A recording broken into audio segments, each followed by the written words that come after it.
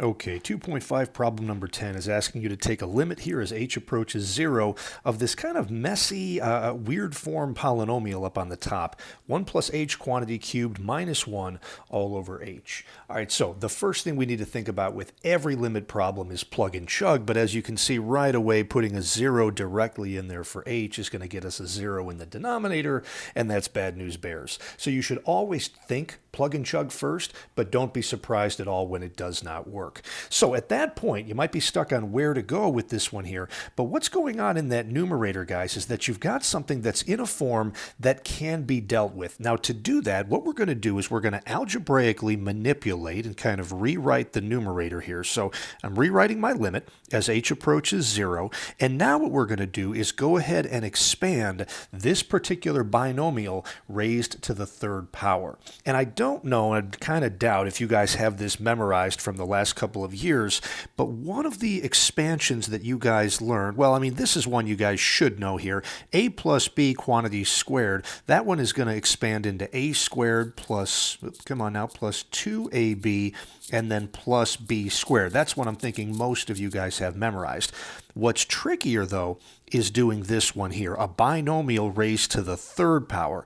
And that one comes out here, everybody, as a cubed, and then we've got a plus 3, and then it's a squared times b to the first, plus another 3 times a to the first power, b to the second, and then plus a b cubed at the end of all that. So that's one that I think you've probably been taught over the years, but I doubt you have memorized. And I'm wondering if anybody remembers, although I think last year when I brought this up in class, people looked at me like I was kind of crazy. This concept right here, everybody, is something called Pascal's triangle. And I'm hoping you remember it here.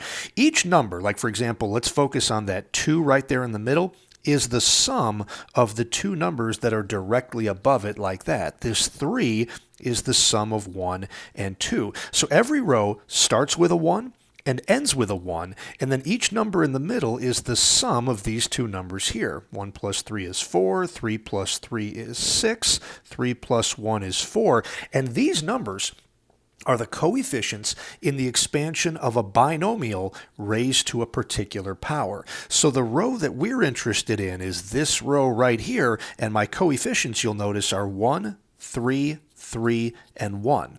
My coefficient starts off with all three of those, my exponents, all three of those powers end up on the a right here, and then the a goes down by 1 in each term. A squared, then a to the first, and then no a's at all. And the b's follow the opposite pattern. 0 b's at first, and then 1 b, 2 b's, 3 b's at the end. So you need to know that in order to be able to do this problem here. So that numerator is now going to expand. Here we go. The first term cubed is just going to be a 1, and then we're going to add to that a 3 times the first term squared, 1 squared is 1, times the second term, which is h. So that's going to give us a plus 3h.